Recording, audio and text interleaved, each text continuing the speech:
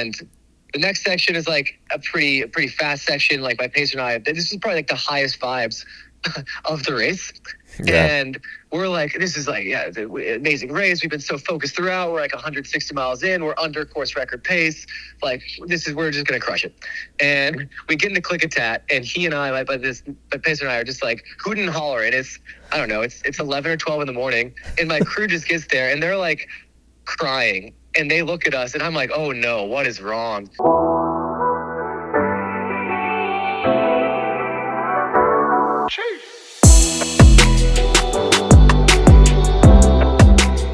Welcome back to the Next Aid Station. I'm your host, Jake Kilgore.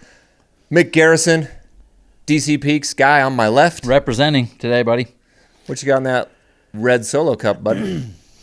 Bud? Back to kombucha, champ. Okay. Bam.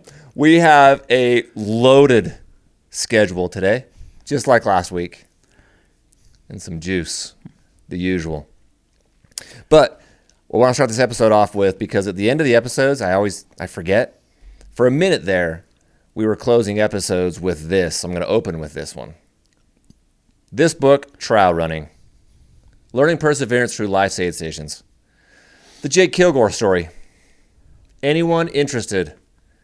I think I make $1 when someone buys this book. Either audio or soft or hardback. You set that. Yeah. On my book, my kid's book, I did the same thing. I set it to where I make $1. I make $1. I'm up to like $14, dude. So, for those that don't know, that story, it's got a few prison stories in it. Some running stories. My I Am Tough 100. Running that race, finishing it in 30 hours. Spoiler alert. Some FBI raids. Spoiler alert. And some really, really good prison stories. But that's the Jake Kilgore story. Did I tell you this? You know what reminded me of this? Last week, I get a check from Amazon or someone. Probably Amazon. Mm-hmm. I got my biggest check yet from that book. We get a check. Is it like a check? Yes, and I have. It's like a big Happy Gilmore check. Hell yeah! They're like, here's $4. Literally, it's usually like $10 or $12 or something like that. Last month, so I just got it like a week ago for July. I think because we were like promoting the book on the pod. I got like $110. Whoa! Yeah. New York Times best-selling author, Jake Kilgore. Woo-hoo-hoo. Welcome back to the Next Aid Station. I'm your host, Jake Kilgore, best-selling author of New York Times. I don't even know how to say it, but I'm got to be a best-selling author at this point. Book's been around 5 years. I think I've sold 100 copies. You and Dan Brown. You're right there. Yeah. So pick up your copy at your local Amazon.com. Use code NEXTAidStation for 0% discount. That's true. Special shout out to our boys over at Boldfoot Socks. They sent a package of socks. And you still have a pink pair of socks on your desk. I gave them to Jen last night. Okay. She's like, oh, cool. These are large. What am I going to do with that? Well, bro, he sent us large because... I'm like, you're going to wear them. You're going to like them. Then I let go of her neck.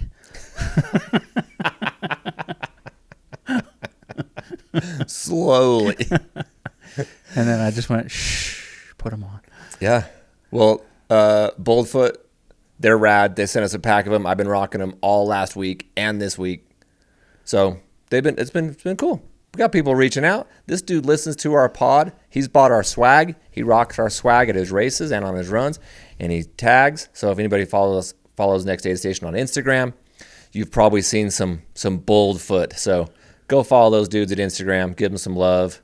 Buy some socks. Yeah, okay, that's cool. Thanks for sending those over. I'm gonna grab a pair and try them. I did run 10 miles. Yeah. Huh? Felt great. In one day? Or just over the course of the week? my walking to the mailbox added up. Yeah. No, I ran 10 miles, Okay. and we'll talk about it. But I was very happy with my shoes. Okay. We'll get to that next. But after, for real this time, using code NEXTAidStation, get 15% off Relight and our homies over at Spray On Relief. Bro, I did a hardy run on Saturday. You saw it? Yeah, that was 8,000 feet of climbing. Yeah, it was almost 20 miles, like 18 and a half miles and 8,100 feet of climbing. And I was rocking the Spray On Relief before, and then when I hit the midway point for the out and back, sprayed her up. I'm not exaggerating at all, and I'm sure it's mostly because I'm in good shape, but also because of this Spray On Relief. I literally was not sore after that run. And all day Saturday, I was just cool. I was chilling. And so I'm sure it's a combination of things, but I've never used Spray On Relief type muscle relief during long runs until this last like 30 days. Good. That's good to hear. I throw a little bottle of it right in my pack and just spray her down. Spray a mountain lion in the eyes if it comes at you. And I also use it for mountain lions. Bro, I gave one of those little cans that we got to Jen, and she's training her ass off. I'm like, here, hit the legs with these. I left the room. I came back in for a second. I'm just like, oh my God. I'm like, the whole bottle? We need some instructions on these things.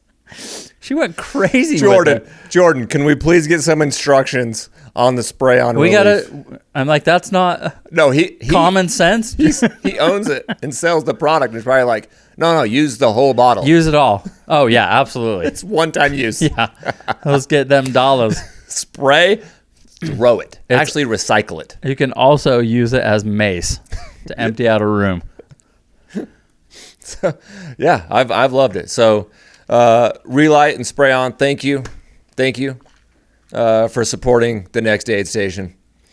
This just in, we've been chatting with these guys all summer. We haven't said anything on pod. We try to keep some conversations private. We're pretty open book, trial running, if you will, around here. Ding.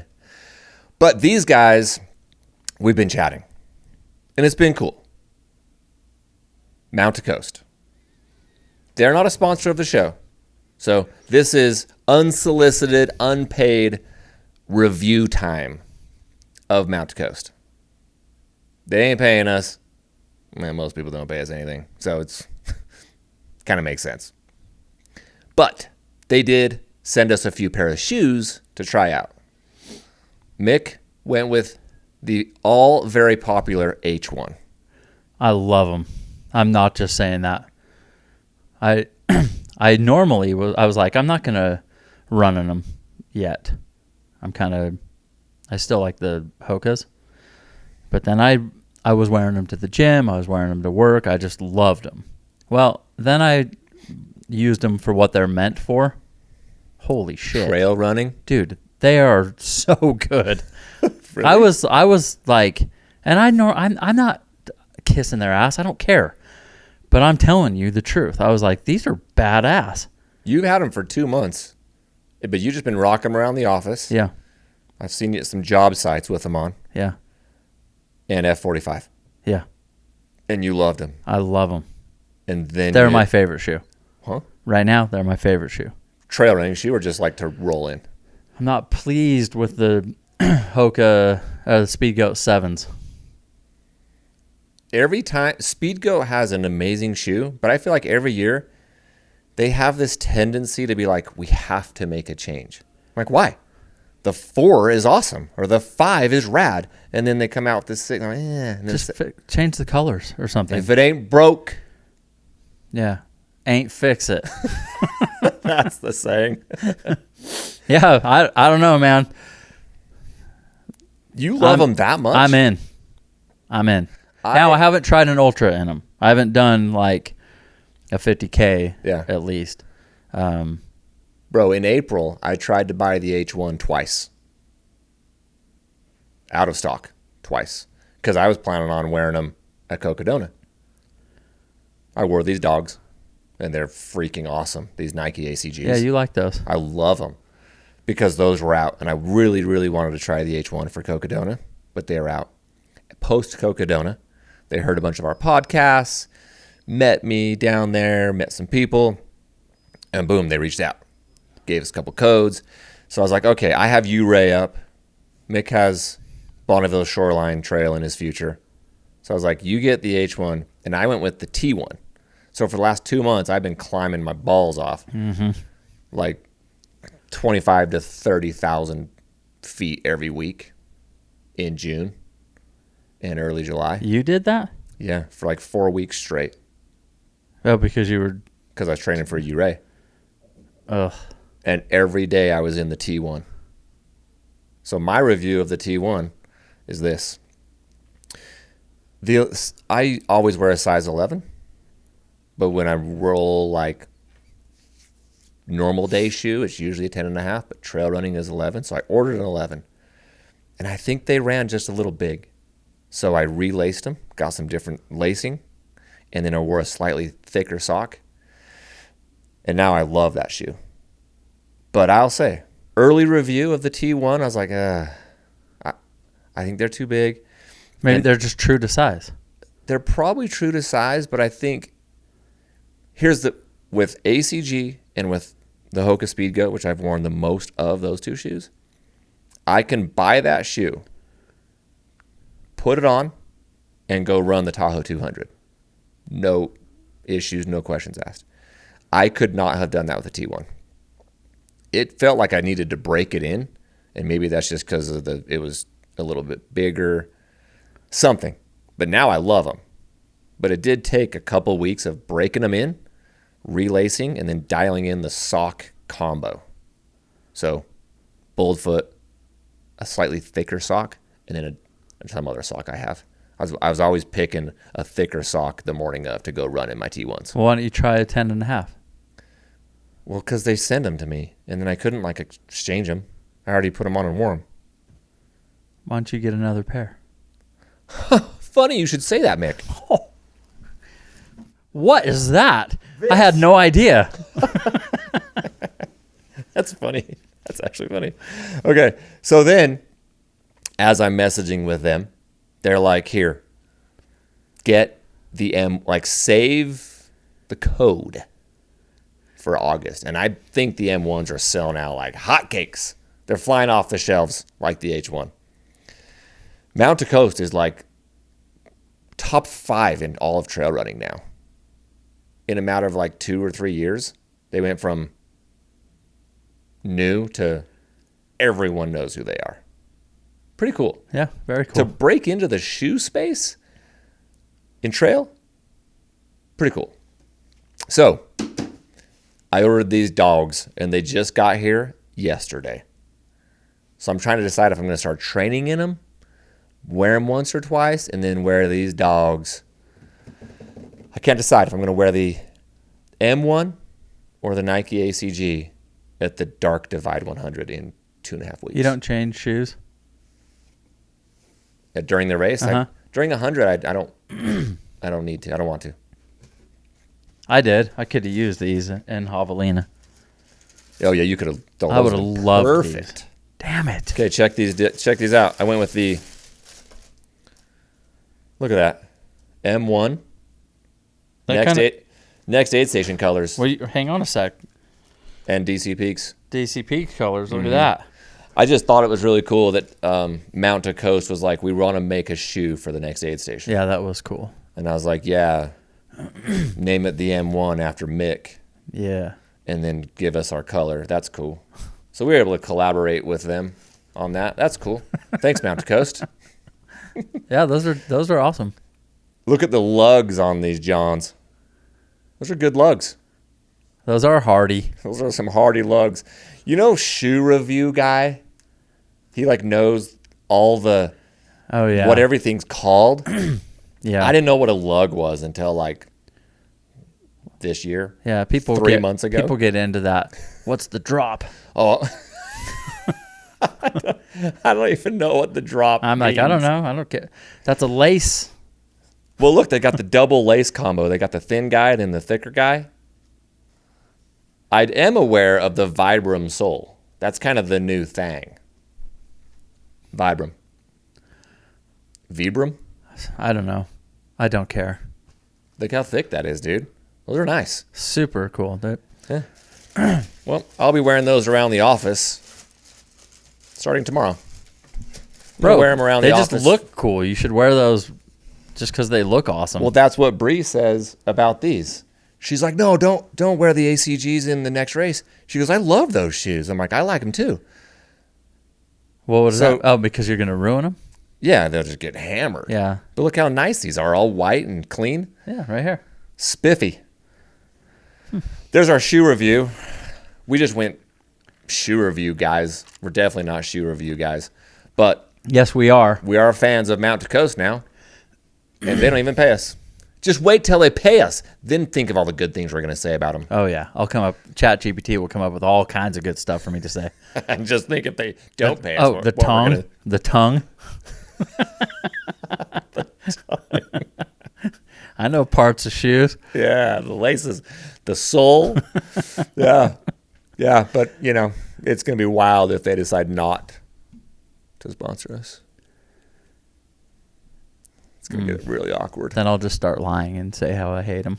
Yeah. Ooh, I ended up running an ultra in them and Shin splints. blistered. Crazy. Yeah. Yeah, anyway, go out and get yourself some M1s if they're not sold out. The Mick ones. Speaking of last week, Saturday, long run, 8,000 feet of climbing in my day. Yeah. 5-hour day. It's awesome. I'm running down the trail. Did I tell you this? I think I told you. I don't know. Okay, well, you're going to hear it, so everyone else can hear it. I'm on my way back. I went up West Grandeur, down the east side, all the way up to Birch Peak Trail. It's part of, actually, Birch. I ran into Kyle Markozich on the trail, and Kyle told me that Birch is part of Millwood, Oh, that makes sense. just like West Grandeur is, right? So I went all the way up there, came back. I'm a mile from the car, about that mile point on Grandeur, and I'm rocking Blink 182, Oh. and you'll know why, right? So I'm like, I'm going to listen to Blink. I haven't heard Blink forever. I just got done listening to Travis Barker on with Joe Rogan. Freaking awesome podcast. Third Joe Rogan. Welcome. Third full Joe Rogan podcast in my entire life. Yeah, you find yourself checking that out. And all three of them have been in the last 45 days. You know why? Because he's the best. He's very good. And like you said, I get to just check out of my run for a minute. Don't think about running. I get to just lock into something different. It was cool. And I looked at it and I was like, 2.5 hours? Yep, that'll cover half my run. Sweet. Yeah. So then I was like, I got to listen to Blink, dude. So on my way back from the run for like an hour, 30 minutes. I was rocking Blink. Did you ever see them in concert? No. I did. It's great. Dude, they're awesome. Multiple times. So it's pretty loud in my headphones at this point because I'm almost done. And I got, it's getting hot. And I'm like, I got to just crank up the tunes and just get to the end. And I passed this dude on the trail.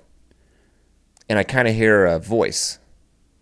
So I'm always saying hi, trying to be polite and nice on the trail. In fact, I ran into Astrid Lindgren, who ran our race. Mm-hmm. And I felt bad I had to DM her after because she's like, hey, Jake. And I was like, hey. And I just kept climbing. I was climbing up the east side. And I was like, oh, hey. And I just kept going. And I was like, I think that was Astrid. But I didn't stop and talk, so I felt bad. So shout out Astrid. You were rude.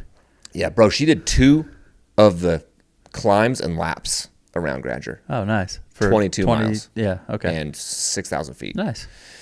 She's putting in the work. She's got a couple big races coming up. You wouldn't know because it's not like you stopped and talked to her, but... Yeah, I wouldn't even really know. That was rude. So then I hear this voice. And I'm like, okay, I got to stop. Because I felt bad about the Astrid one that just happened like 30 minutes before that. And I was like, dude, chill out. Say hi. People want to say hi. And it was Sage. Turn around as Sage Kennedy on West Grandeur. And I turn around. And the dude is holding his phone like this, like he's looking at it. And a lot of times when you run into someone on the trail like that, they're like looking at their phone. I'm like, oh, he's like lost. Or he wants to know how far to the peak or something. So I'm like, oh, hey, what's up? I pull my headphone out and I turn around like, hey, what's up, man? And he shows me his phone just like this and he goes, hey, I'm listening to your podcast right now. No way. He was listening to that week's podcast while I ran by him. Oh, that's funny. Yeah, dude. No, you did not tell me that. I didn't tell you? No. Shout out Kevin Ruhan. That's cool. Yeah, dude. That was awesome. Kevin, where are you right now, buddy? Hey, Kevin. Climbing West Grandeur again? We're here for you. Anyway, shout out Kevin. That was freaking cool. I DM'd him, or he DM'd me, and then I hit him back, and I was like, dude, that was awesome. That was cool. Oh, that's a good story. Yeah. Fun. So this just in last week after our pod, Courtney DeWalter and Kilian Jornet are in UTMB. Great. It's going to make a hardy race. I'm not that stoked about Kilian. You probably are. I'm like, nah. That's rude. I know. I'm losing faith in his ability to be Kilian. Yeah, I mean, I wouldn't be surprised if he won it, but I wouldn't pick it. I wouldn't be surprised if he... You're just like, holy shit, that guy. That's what you do. Like, this is crazy. I'm equally neutral. He wins it or DNFs. It's like, yeah, he's been injured. Yeah, he's Kilian. He won. I know. I hate that. I want to know more going into it. Like, where is he at physically? How much was he actually hurting at Western when he dropped? Like, I want to know more. I don't think we're going to get it. Okay. Rachel's in? Rachel's in. Oh, my goodness. She's been over there, bro, for like 3 weeks. She'll have put in like 30 days living in Europe, I think all in France, Italy. But I'm going to say France. I want to see what Europeans are in it, too. Oh, that's exciting. Yeah. Ruth Croft is in, going for the repeat. Yes, dude. Yeah. Ruth. It seems to be the early front runners are Ruth, Courtney, Rachel. That would make sense. Are you going to pick Rachel next week? We'll see. Are you going to pick Courtney next week? Let's see the field first. Do you need to see the rest of the field? It's ripe. Do you need to see the rest of the field to know if you're going to pick one of those two? I'm not picking Ruth to repeat. I think that was her career-marking effort. And the weather and the blizzard and the snow and the rain and I think that was ripe for her to win. I think she'll be in it, obviously. It's hard to pick against Courtney. Yeah. But Rachel's a beast, dude. Beast. Okay. We'll save it for next week. But that's going to be fun. We'll break down. I want to see who else is in it. We're going to have a hard time breaking down. We're not going to break down all the races. Everyone knows how we roll. We're going to do UTMB, CCC, and OCC all in one episode. What's the other awesome female runner? Her name's slipping my mind. That. The best one. The very best female She's top runner. three. Top three runners, American runners in the world. In the 100? Uh-huh. Wow. And Top I forgot her name. three. What is wrong with my brain? Let me just We've been try to wanting- extract it from your brain. You. Katie Scheid. Yes, thank you. God. She's not in. No, come on. Yeah, I know. We don't have Katie. That would have been that would have been it. We got it. We could just close the doors. I'm here for the women's race. Whoa. Of Dude, course. why isn't she in it? Courtney, Katie. Yeah, dude. I know. It's all right. I think it's so hard for people to line their schedules up. like the Jim and Kilian combo. It's like so hard to get those guys to race each other, just given their schedules. And then one guy's hurt, and then your sponsor wants you to do this, and then that's something that trail is still trying to figure out.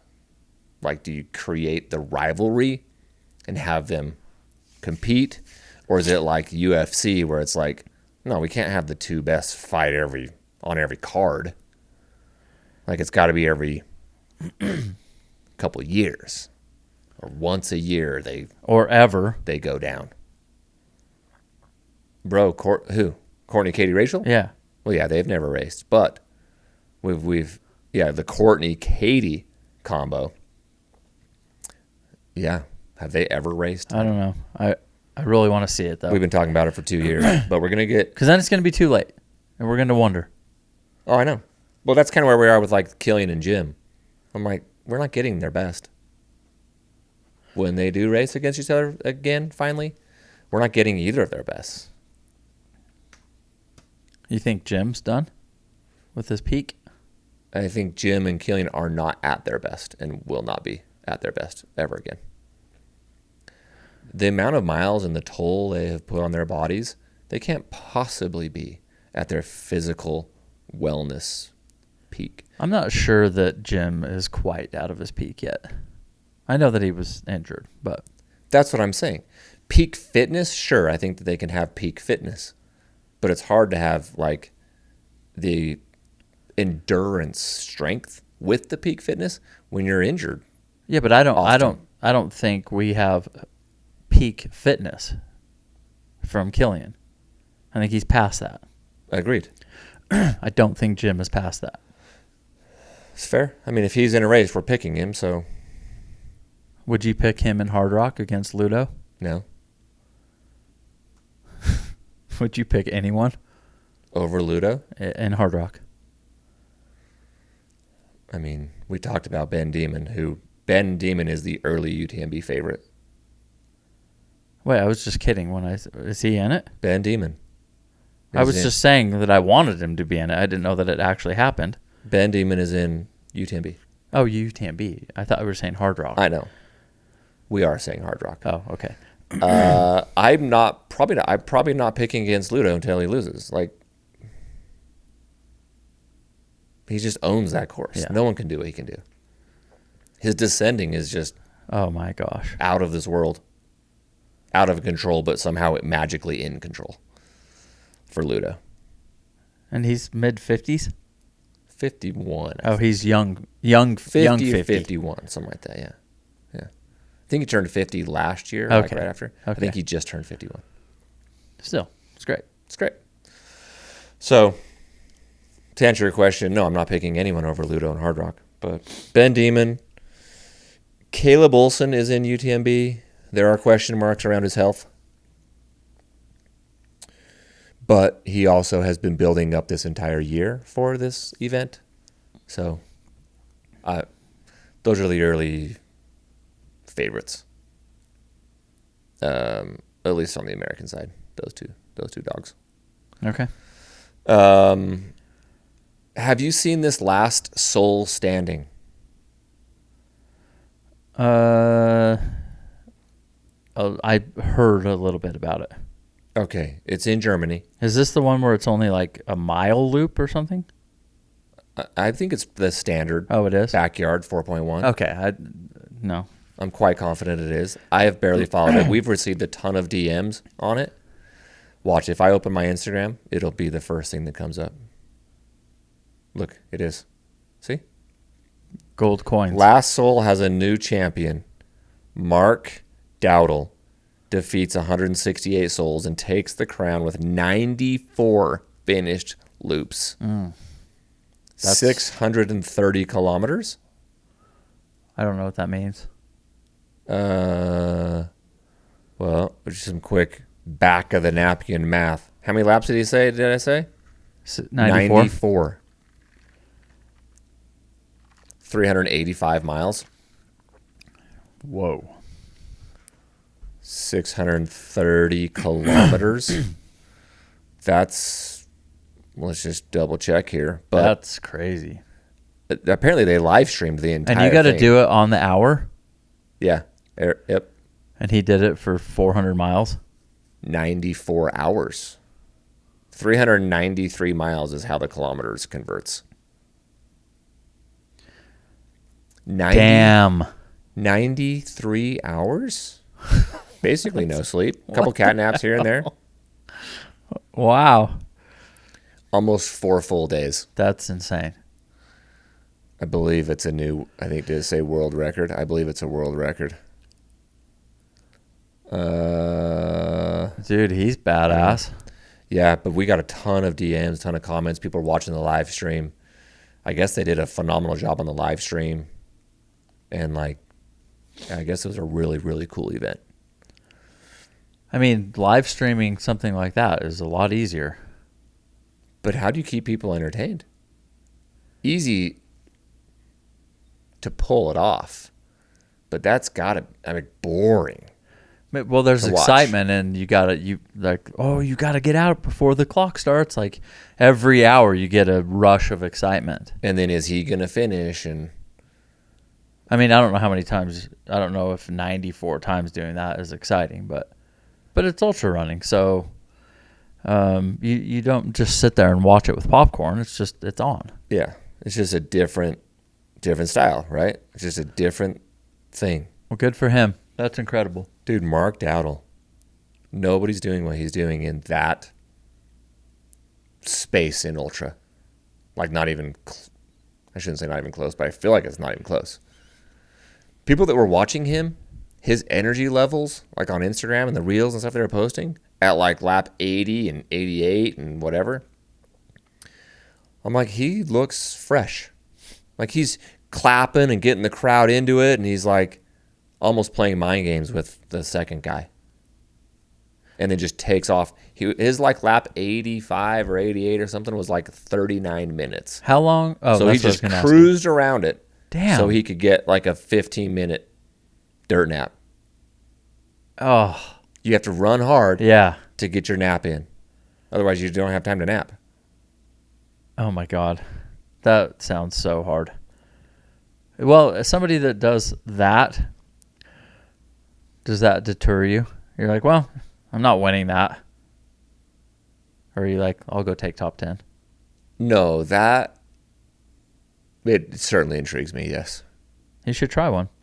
I think I need to try one before it's all said and done. But if I do one, I'll do two. And then I don't think it'll become a thing, but I almost did one this last May. It'd be an experience. It'd be interesting. I don't know if I enter those. It'd be great for crewing. Like I am entering to win. A lot of people would enter to be like, I'm going to do 50 miles. I'm going to do 100 miles. It's great. I think I would enter to be like, I'm going to try to win. But yeah, crewing, you'd love that. Oh, yeah. Just hang out. Yep. See you in 45. See you in 50. I could just sit there and play on my Game Boy. Game Boy. Wow.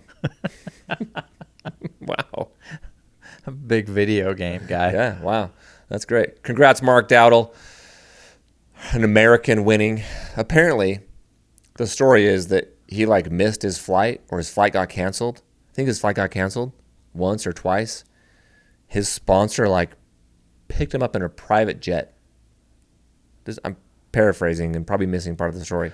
Took like a private plane to Germany from somewhere. Whoa. Got there 15 minutes before the race started. And then does 400 miles. And just went 4 days. Oh, Yeah. damn. Another great story. Yep. Congrats, Mark. That's really, really cool. This also happened last weekend. Big fans here. The Bigfoot 200. Shout out L. Jones. F2. Let's go, L. Yep. That's our girl. M1. Aaron Kubala. Let me break this down for you. Did you see any of it? No, I didn't even know it happened. I wasn't going to cover any of it until Aaron dominated. And then he got a 3-hour penalty. in like, I think he had to sit in the last aid station for like 3 hours. What is that about? I don't know. Is that even the right way to do it? You can't just penalize the time?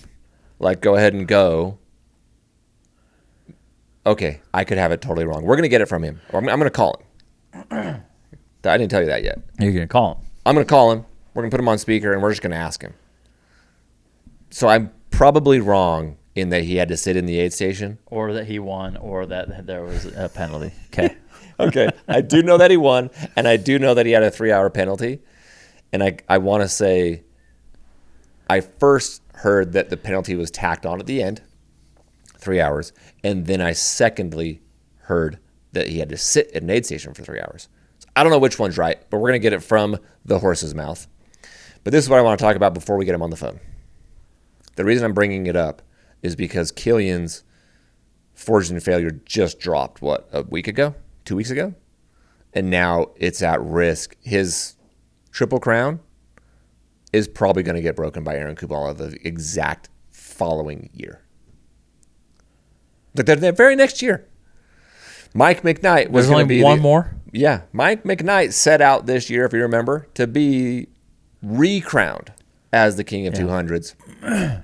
Kilian won all three, set the new Triple Crown course record, and then followed it up with a win at Cocodona. And then his documentary came out. And now he's laid up, which sucks for our guy. But he'll be fine. He'll come back. He'll be great. But Aaron Kubala out of San Francisco, recap it for everybody. He won Tahoe back in June with a 48:09 Tahoe time. Kilian's time was 52:40. So he's got like a 4-hour buffer. Okay. 4.5 hours after Tahoe. So I'm like, I don't know. We'll see if he can win Bigfoot, and then we'll talk about it, right? Brody Chisholm ends up being the only guy that can even hang with Aaron. Brody takes second. Oh, dude. He messaged me. I messaged him. He messaged back. He has entered 3 Destination Trails races and taken second in all 3.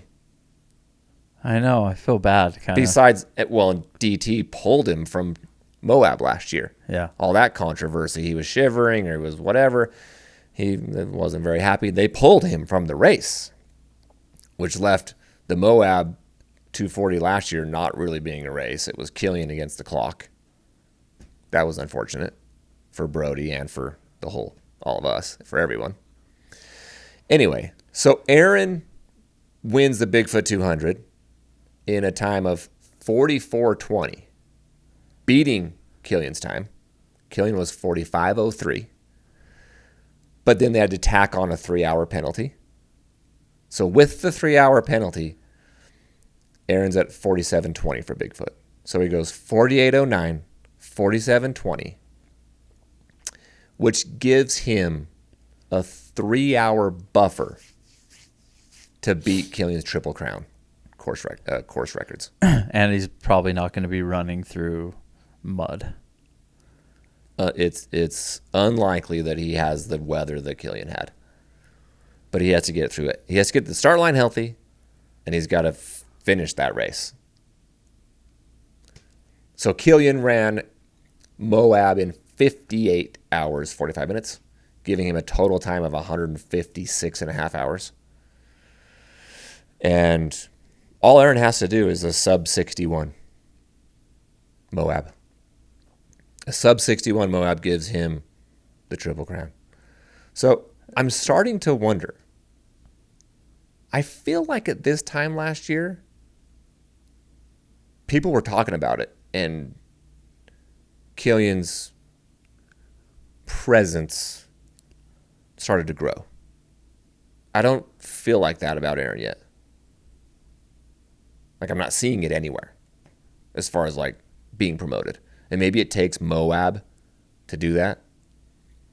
Once Kilian, during Moab, Kilian's like following spiked and went crazy.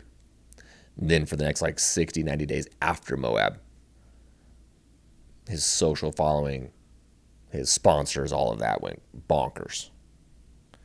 So my question is, in order to make an impact running destination trails races, the only way to become like an impactful, we'll call it pro elite sponsored athlete, you have to win all three and win the Triple Crown? Either that or you got to get some way bigger names in each event. Or like live stream it so that people are seeing it all weekend long. I mean, like everyone knows who Mark Dowdle is. That thing is live streamed. He did the Go One More, won that. Elite athletes that do, I'll say, backyard ultras or 200s. If that's your niche ultra, you got to do events that are going to put you on the screen. I feel that way. Yeah, sure. Like no one knows who Aaron Kubala is. Zero. No one knows.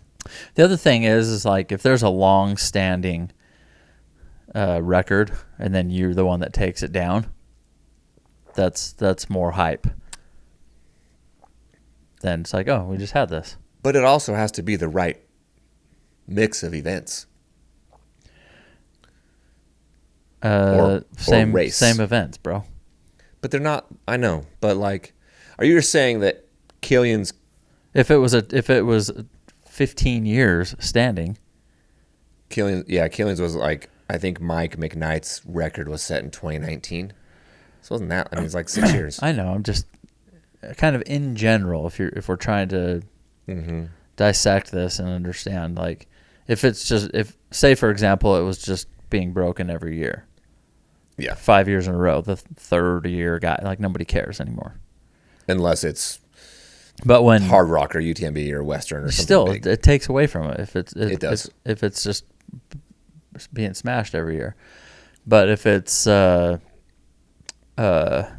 David Roach race? Leadville. If it's Leadville, I think that's this week too. And the record stands for over 20 years. Yeah, when he broke it the first time, it was the biggest news in ultra. That's huge news. So broke the internet. That matters. Yeah. The following year when he broke it, it was like, he broke it. I know you don't care, but I do. Are the courses different? Yeah. This was the first year Tahoe did the full loop. Okay, well. So that's different. Yeah, that bugs me. Bigfoot last year, from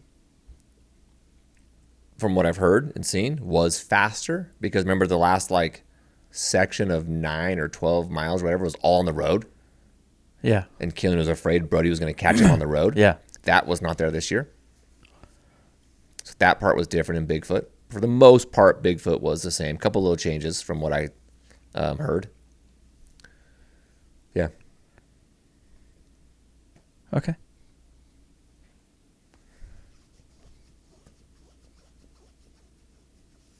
Should we call him and get the deets? So when I was texting him, he had to get like he had to make sure that he was, I don't want to say politically correct, but he wanted to make sure that he was relaying the story properly about what he could say or couldn't say or how he was going to talk about the 3-hour penalty. So his lawyer's going to be with him? We're calling his lawyer. Aaron's not. Is he going to plead the fifth? Aaron's not on every one of your questions. Aaron's not going to be talking. We're calling his lawyer. All right, let me dial him up. I told Aaron. He's like, well, I could do Zoom or a video call if you want. He's driving back, bro. He's driving back from Bigfoot right now. Oh, nice. He's like, I could pull over. We could do. He was like, really cool, really cool.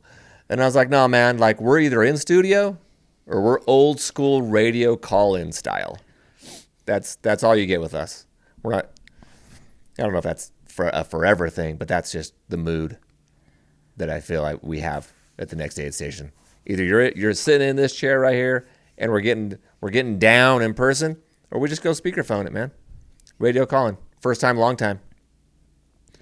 So just for all the listeners, I've never spoken to Aaron Kubala ever. I DM'd him after Tahoe, congratulated him, and I DM'd him after Bigfoot, congratulated him, and then I was like, you want to hop on? He's like, yeah. That's it. That is the extent. So we're going to just meet and greet each other right here. Yo, what's up, Jake? Aaron, what's up, bro? We got you on speaker. I'm here with Mick on the next aid station. Hey, how's it going? It's going good, man. So you're driving back from Bigfoot right now? I am, yeah. I just stopped in Salem at a coffee shop to take a quick little break. Salem, Oregon. Salem, Oregon, indeed. Okay. I've been there. Awesome. But you're out of the Bay Area, yeah? That's right, yeah. In San Francisco, I'm like 5 minutes south of Golden Gate Bridge, so I go up to Marin, just north of the city all the time to train. Okay. Well, dude, I was just telling Mick and the listeners, we've never spoken before. I'm like, we're just going to freaking hit it live right here, dude.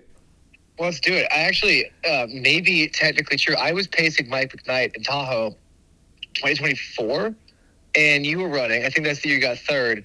And I think we actually did exchange some very quick pleasantries at maybe 3 a.m. near Tahoe City. I know exactly where that was. Mick, I was with Jen.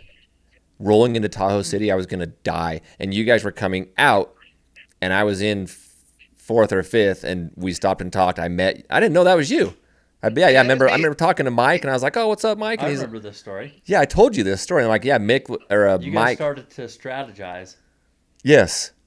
Mike and I were like, hey, I told Mike how far he was behind Kilian, because Kilian was in second at that time. And I'm like, dude, you're only this far behind Kilian. He's like, dude, you're only this far behind that person. And like, all right, let's work together. That was with Aaron. That was with you, dude? That's awesome. So does Mike coach you? That was me. Mike's been coaching me for a couple of years. Dude, let's go. Okay, so I was just saying, Mike set out this year to be recrowned as the king of 200s, but his little protege, Aaron Kubala, is setting the stage for that crown.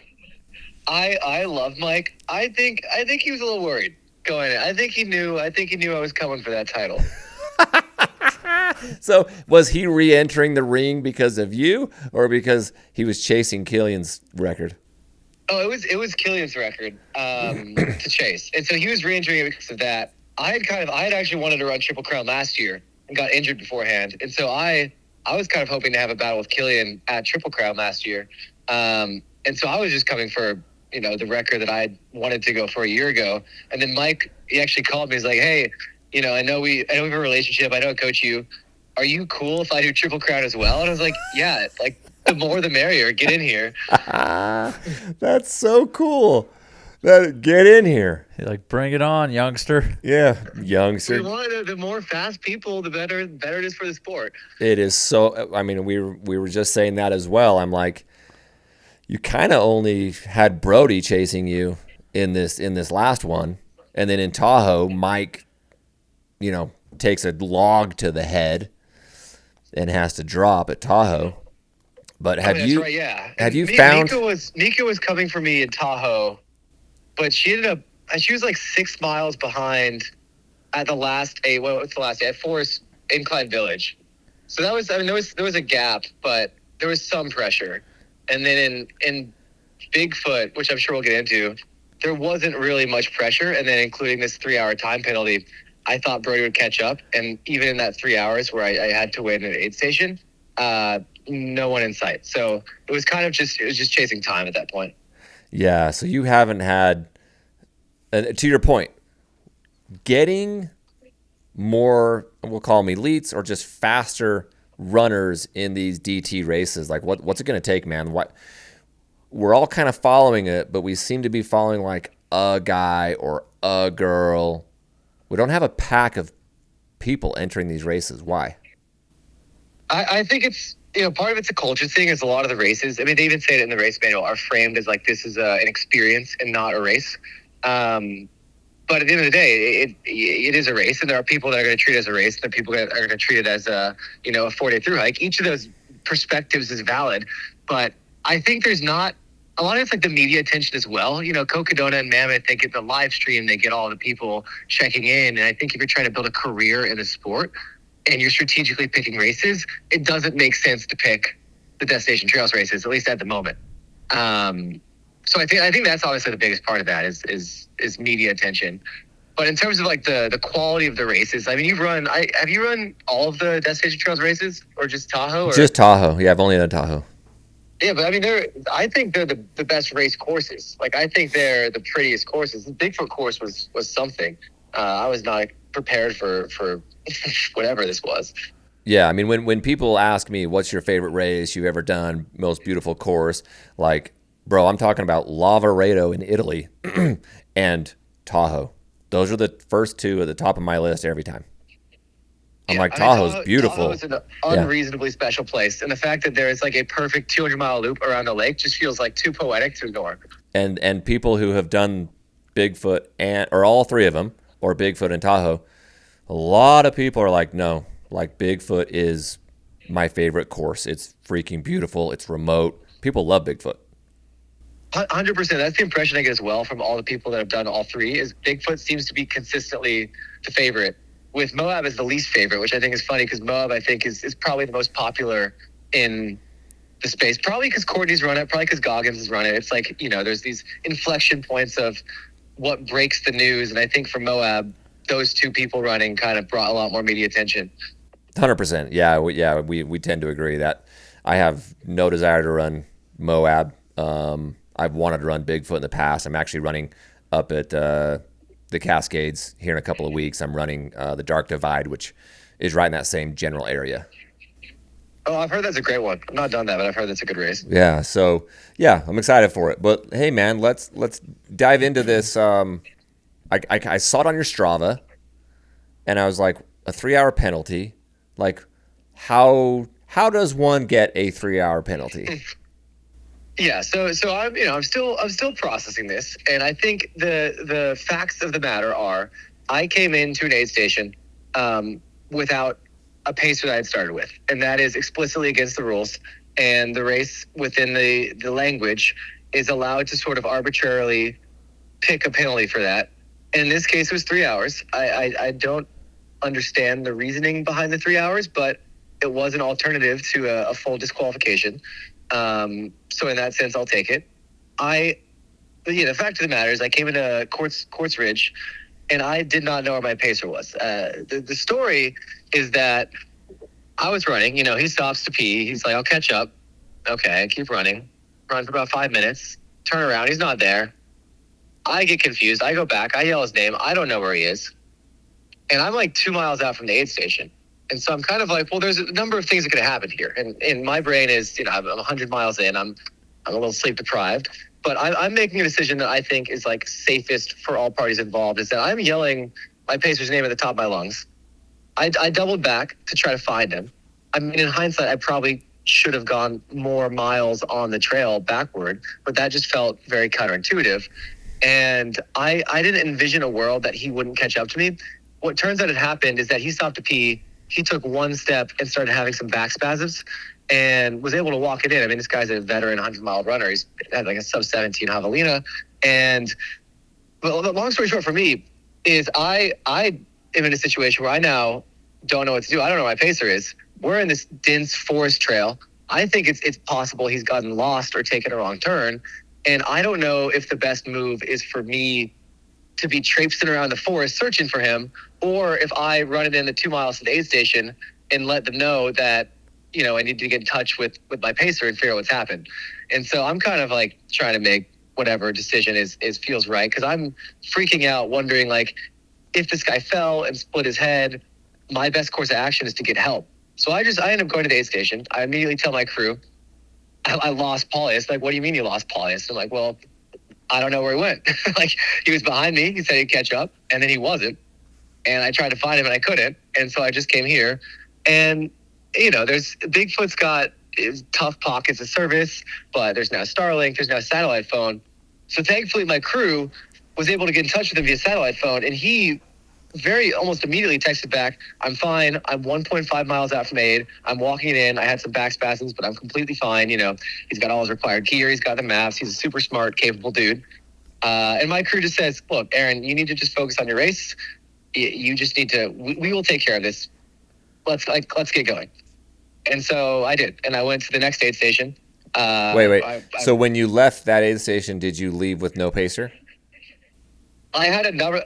This was a crude aid station, so I planned another pacer to pick me up here. Okay, so so I you left were the aid station okay. with a new pacer. So I came in without the old pacer Paulius, and I picked up my buddy Troy, and he took me to the next aid station, and basically was like, the crew will handle this, and it'll be good. You were not far out. Like, we'll figure this out. He's probably behind you, because I thought there was a very non-zero chance in the 2 miles that I'm kind of running it into the aid station, this guy's going to catch up. I'm 110 miles into a race. This guy's a fast 100-mile runner. There's not a world that he can't like catch up with me. I think we've all done that with our pacers. On the uphills or slower, honestly. Yeah, we've all been there. Yeah. And so I don't think about this at all, right? I'm kind of just like, I'm in race mode, I'm focused, and I was pretty worried about him. My crew's like, okay, we got this. And then actually on that crewing section, Troy, my pacer, got service and confirmed that he heard from Paulius he was fine. And I just felt this like wave of relief. I was like, okay, good. Like, everything's settled. Like, great. We'll go to the next aid station. I go to the next aid station, and there's a call from headquarters, and it's the Destination Trails organizers, and I'm talking to them, I'm explaining exactly the situation. And they're like, okay, we have to like weigh all this information, but like, thank you for sharing all this. Like, I'm glad that he has the situation figured out. We had a buddy give him a ride from the aid station and pick him up. And like, I thought it was all worked out.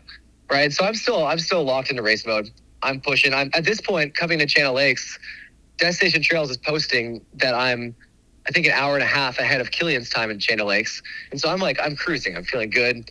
And the next section is like a pretty fast section. Like, my pacer and I, this is probably like the highest vibes of the race. Yeah. And we're like, this is like, the amazing race. We've been so focused throughout. We're like 160 miles in. We're under course record pace.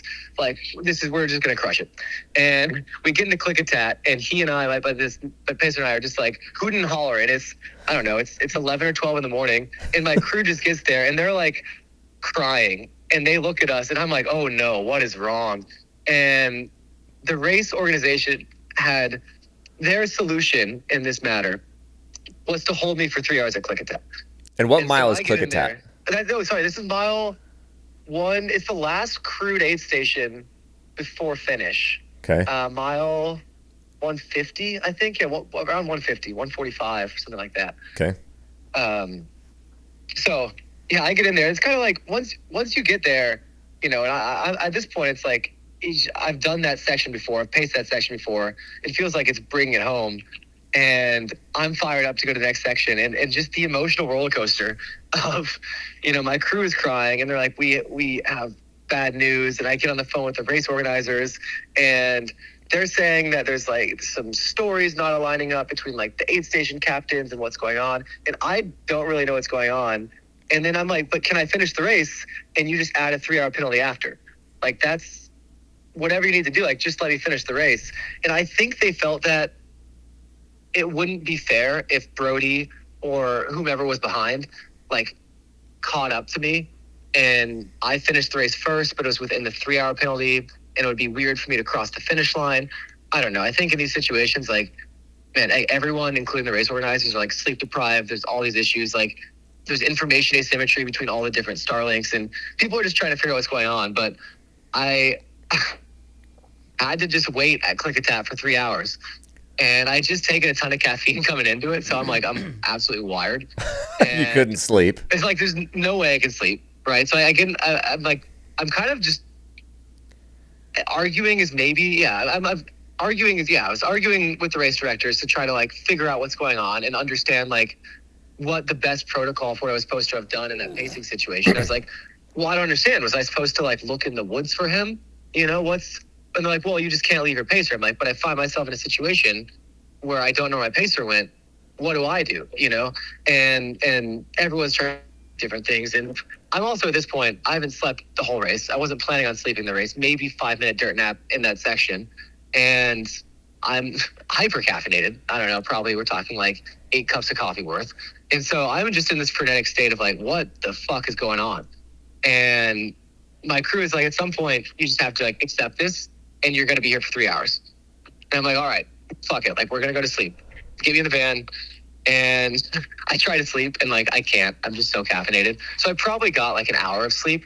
And then, 3 hours later, they. I'm guessing you're like 36 hours Sorry. in at this point.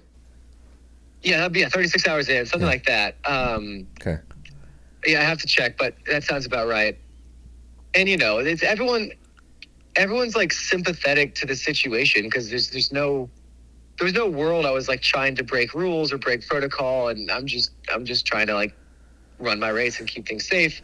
And yeah, I ended up like lining up at the Klickitat aid station like in a sprinter's pose, waiting for that 3 hour mark to hit, and just took off into the night. You were in the blocks, weren't you? You put the blocks out. Yeah, with the blocks out. There's a picture of me on my knees, ready to sprint out of there.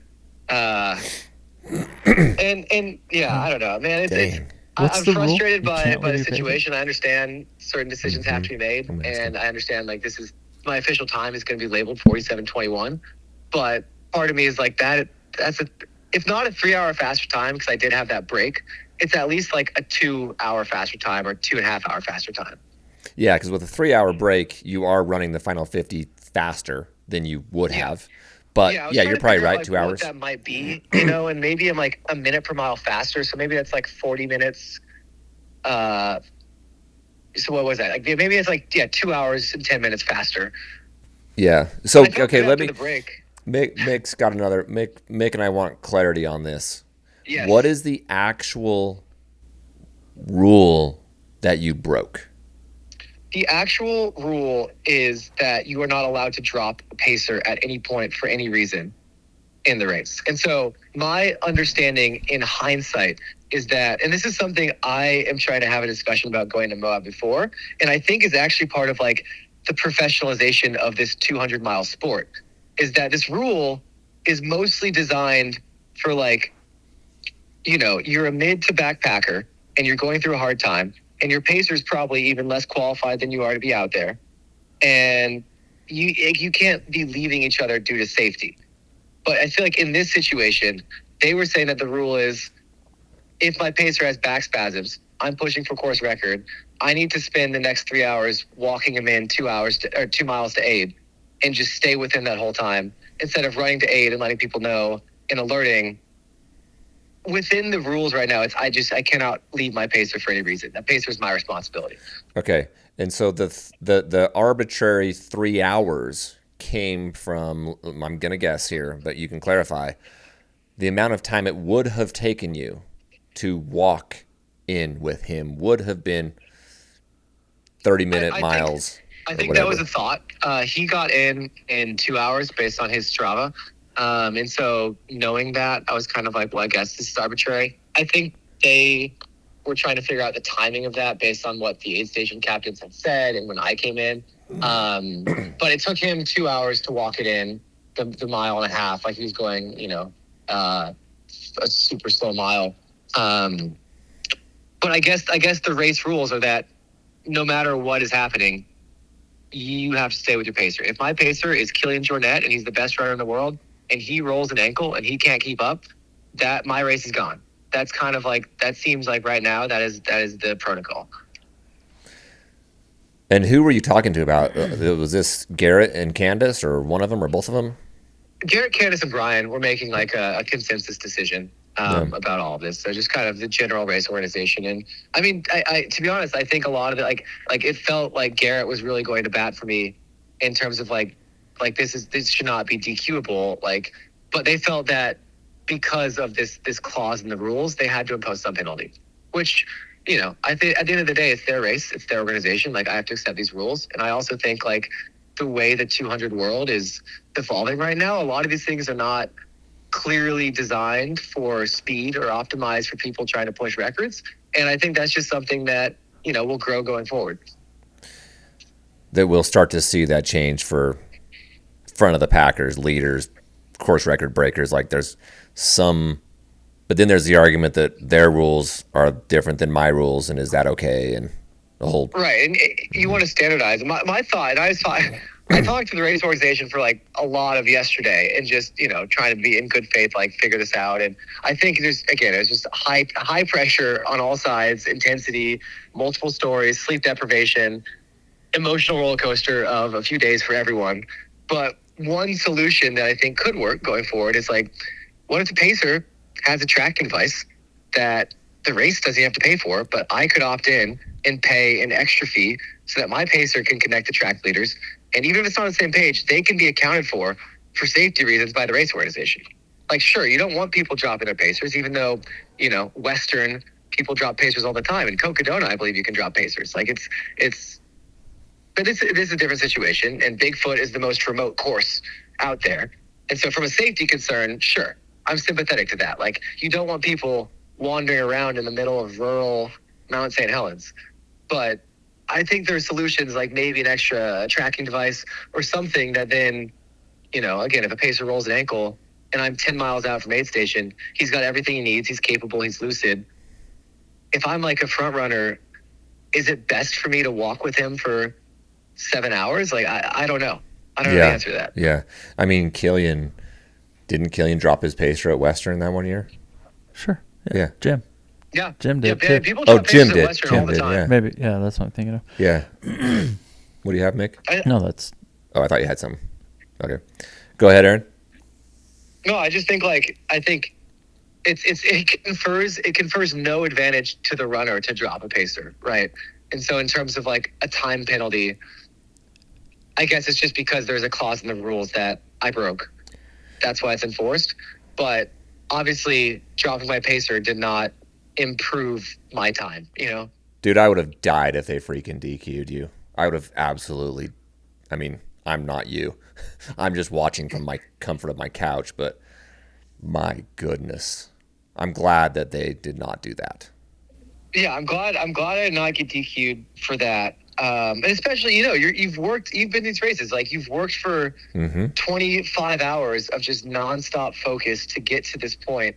And then it feels like from this accidental blip to have that all jeopardized, it's like, it's pulling out the rug from under you. Yeah. Is there any sort of appeals process to the penalty? I don't think there's any protocol for this. I'd be happy to make an appeal, but I don't think anything's going to change, especially because like how being held at Klickitat, how would you then like retroactively take time off of that? Sure. The only reason I think it would even come into play is course record and Triple Crown record at stake or being affected. It becomes a conversation. Part of why I'm not as terribly upset about this is that the overall Triple Crown record is still like very much in play. I have 2 hours and 14 minutes of buffer on Kilian going into Moab. And so sounds like the Moab course is changing this year. It might be harder. There might be a fiery route around Shea Mountain, but make it up in the LaSalle's, the back half and kind of this higher part. But it'll keep things interesting. I think it'll make Moab a very interesting race to have this buffer going in, but it's probably going to be a harder course. But yeah, we'll see. It's also, all these records, this is part of the professionalization of the sport. The course has changed so much year to year, and there's no real, at least within Destination Trails, documentation of like which course records are which and which is different. I know Aravaipa notes in Cocodona that, there's like, in whatever 6 years of Cocodona, there's been 4 variations, and they're calling each one a course record. But in this, like Mike McKnight technically has the Moab record, but they called Kilian's a course record. Right. But Mike's like skipped a mountain for a 20-mile fiery route, and yeah, even this year, like Kilian's Bigfoot last year skipped Klickitat, which adds 3K of climbing, so it's I almost wonder if part of the standardization is if a course deviates like more than 10%, you call it a new course. You set some number that's like, it's the same course if it's within this percentage of mileage, but if it actually changes this much, we have to call it like a new record or new course. Yeah, I mean, a 200-mile race, 200 plus, call it Moab, Cocodona, and the DT races, Mammoth, they're just going to change every year. A little bit here and there, to your point, could be more than 10% some years. Because last year, Bigfoot had that long stretch of like road running at the end, right? Yeah, well, this year too, the Bigfoot course has always been 13 miles of road at the end. Oh. 2 years ago, they rerouted it to just be the back 50 miles of the course and as an out and back twice. Yeah. And so that was 60 miles of road And I think that course was like 170 or 180 miles. And, if you just Google Bigfoot course record, I bet Vernon's name showed up, who won 2024, who just run this year that's like a fundamentally different race course. Totally different. Yeah, that out and back year was terrible. It's the best you could do with the fires. Like, what else are you going to do? Hold the race, and that was kind of the best option. Yeah. Well, so what are you thinking about besides, I had estimated it to be close to 3 hours, so you're saying 2 hours, 14 minutes buffer. Who's in that race that you got eyeball emojis on? I haven't looked at it yet. Brody may or may not sign back up. We'll see. I know that DT got double the permits this year, and so they've been letting more people in off the wait list. So Moab, I think usually is like 2 to 250 people. This year it's going to be 450. So that's exciting. That's cool. There's a lot of influencers running. I don't know if that translates to good running, but it'll hopefully get a lot of eyes on the race. But I don't know to be the people signed up that would be pushing toward the front. Okay, we'll have to go look at it. Well, hey, man, last year on Kilian's drive back from Bigfoot back to Grand Junction, Colorado. Grand Junction, yeah. He stopped at the next aid station and sat down with us, and then he went and set the Triple Crown record. So this has to be a tradition. This has to be tradition. For Triple Crown. Yes. So post Bigfoot, if you're pacing and threatening Triple Crown, you hop on the next aid station, and we'll pump you up. We're cheering for you, dude. Hopefully I can make it 2 for 2 for you guys. Well, hopefully for you do it, man. Do it for you. That's awesome. It's been cool following your journey, man. Love what you're doing. Your attitude is freaking awesome. You're incredibly talented as an athlete. But, dude, congratulations from us. Appreciate the conversation, and hope to talk to you guys after Moab. All right, bro. Yeah, let's do it for sure. Hey, you are flying into Salt Lake.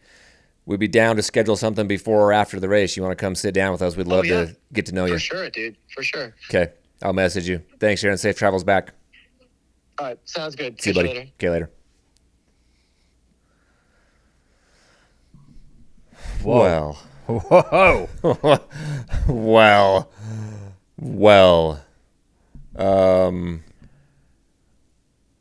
What are your thoughts on that? This is why I like the phone call, because then we can just be like, hey, what's your immediate thought and reaction to the penalty? That type of rule never even crossed my mind that would exist. So it's I'm a little taken aback. I understand the rule of the safety. Like, don't leave your runner. Don't leave your pacer. But I also don't. Like, he's racing. He's chilling with him. If he's got to just run, go. I don't know. I'm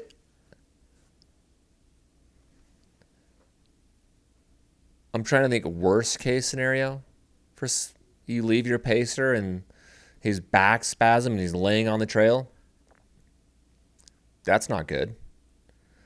But there's 250 runners behind him who are going to be like, do you need help? Like, there should always be someone behind him, even if it's the last. Exactly. You got a sweeper who's going to find him. Like, bro, are you good? No, I'm freaking tweaking on the trail.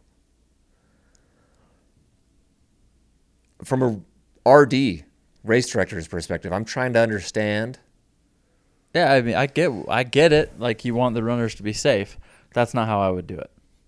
How would you do it? If a runner, if your pacer is like, I can't do this and I'm dropping, you just have to drop too.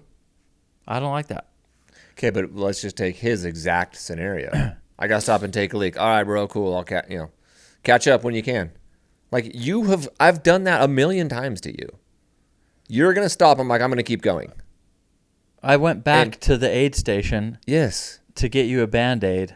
Yes. At Fain Ranch. Yep. And I just like, cool, I'm going to keep going. And you were gone. So I had to catch up to you. Yes. I'm like, I'm DQ'd. Leaving. Yeah, I'm leaving. I'm like, we'll see you when you come find me. There's no way I'm going faster than you. I don't. It's interesting. No, I mean, I can understand logically. I get what they're doing. Yes. At first, I was very lost, but okay. This is a different type of race. It's very remote. It's 200 miles. It's different.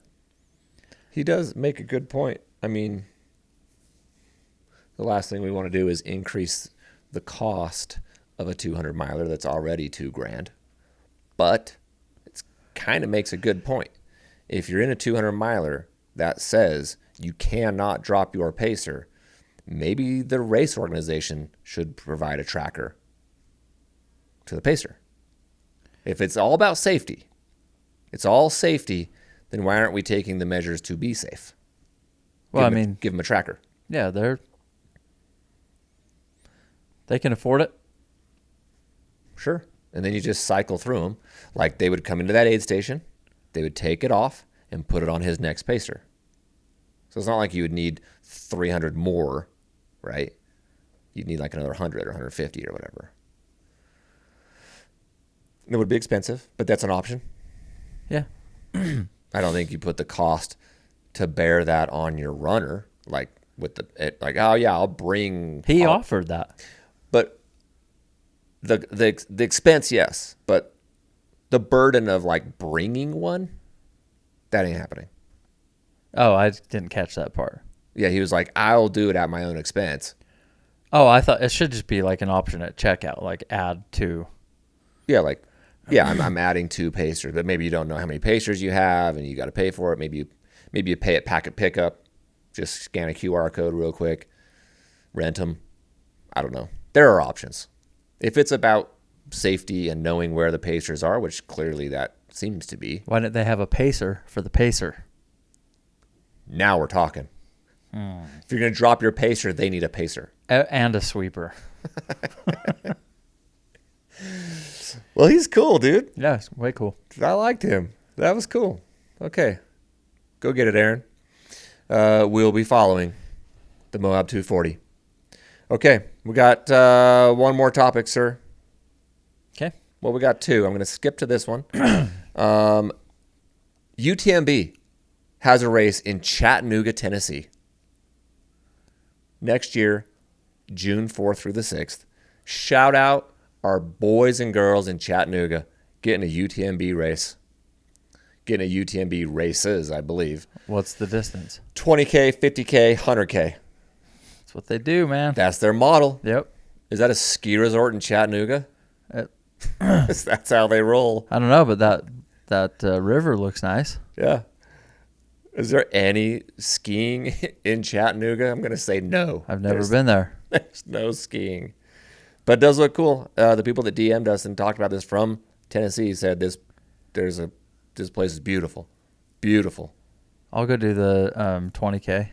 Might have to make our way there. Okay, and we'll close with this.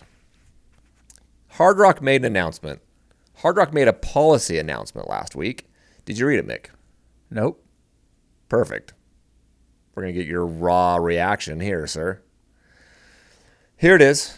I'll zoom it in so you can read it. Final. This is a final draft in red. This is off their website on Thursday or Friday last week. The Hardrock 100-mile endurance run, transgender and non-binary athlete inclusion policy. Objective: to welcome, encourage, and facilitate the participation of transgender and non-binary athletes at the Hardrock 100 endurance run through clear guidance, inclusive practices, and fair policies that protects the privacy and dignity of such athletes while preserving the integrity of the lottery process. You want me to keep reading? Inclusive. Okay. The lottery process. The Hardrock 100 lottery is divided into male and female categories, which we acknowledge does not adequately incorporate all forms of gender identity. For the purposes of the lottery, registrants will need to enter either male lottery or female lottery. So far, so good. I think that makes sense. Yep. If you're going to enter the lottery, can you just choose one of the 2 genders? Makes sense. However, for those who identify as non-binary, they will have the opportunity to run the event in the non-binary category if they so choose. Okay. I align. That's great. Sure. No issues there. Hardrock respects every runner's self-declared gender during the lottery and event registration processes without the need for supporting documentation. No documentation needed. Just tell us what gender you are. Okay. I think that's valid. Unless there is a legitimate challenge made in accordance with this policy. It's like someone's going to challenge someone else's gender identity. Okay, hang on. So when you sign up for the lottery, you have to say if you're male or female. And then once you're in and you go to actually register, then you can register as whatever you identify as. I believe that's what they're saying. Okay. Cool. Great. Yep. I'm down. This next paragraph. A transgender woman can register for the lottery in the female division provided they have undergone continuous medically supervised gender affirming hormone treatment for gender transition for at least 1 year prior to the event. Wow, they're getting deep. Okay. Transgender man. Woman. Oh, we haven't got there yet. Oh, are you going? Want me to keep reading? Sorry, I just want to let it soak in. What is a transgender woman? A man who's transitioning to a woman. Okay. Okay. A transgender woman is a dude born a biological born male who has or is transgender. Okay. Woman. Okay. So a dude who has gone through hormone treatment, supervised gender affirming hormone treatment, medically supervised. Okay. So I'm going to take that as prescribed through physicians, documented hormone treatment for at least 1 year prior to the event. Okay.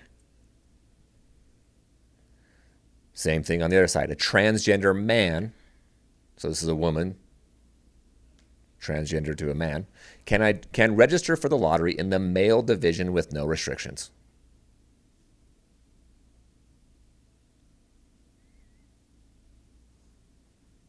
And win that event? Athletes who identify let me read the last sentence. Athletes who identify as non-binary should register for the lottery in the division that aligns with their biological sex. That makes sense. I would agree with that. Unless they also identify as transgender and meet the above qualifications. Noting that this is only for purposes of the lottery process, which is currently divided into just male and female categories. So for now, there's only 2 lotteries, male, female. Which means they kind of leave the door open that could potentially change in the future. There could be a non-binary or a trans lottery. Cool. That's great. They could have that if they wanted that, I guess. It's fine. No issues here. Let me break this down. So a transgender woman has to be medically supervised under gender-affirming hormone treatment for at least 1 year, can enter as a woman. So a dude has to go through 1 year's worth of treatment, supervised, confirming hormone treatment. Can enter what? Can enter as a female. The lottery or the race? Both. As a female. Like it's not the lottery, meaning like it's getting you into the race. But then when you actually go to register, you have to sign up as your biological sex. Unless you have 1 year of gender affirming hormone then treatment. you're actually competing in the female division as a so biologically born male. So if you win the race, you're the podium for the females. Yes. Well, now you've lost me. Okay. That's, if I'm interpreting, this is pretty easy to understand. Because it says a transgender woman can register for the lottery. In the female division, provided she has undergone continuous medically supervised gender-affirming hormone treatment for gender transition for at least 1 year. But why the last sentence? For at least 1 year prior to the No, event. the very last of the whole paragraph. Okay, the end of the paragraph, which is currently divided into just male and female categories. No. Sorry.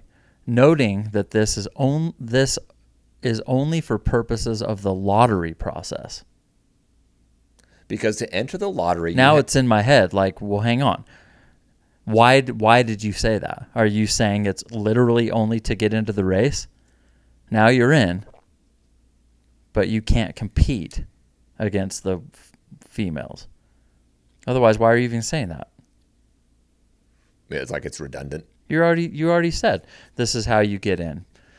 So noting that this is only for purposes of the lottery process, like not as opposed to what? They're talking about non-binary. The last sentence is referring to non-binary. Go to the beginning of the last sentence. Athletes who identify as non-binary should register for the lottery in division that aligns with their biological sex, noting this is only for a purpose of the lottery process. So they're saying, look, we know that you identify as non-binary, but we need you to pick whichever one you're born, enter that as the lottery, right? So Ryan Montgomery identifies as non-binary.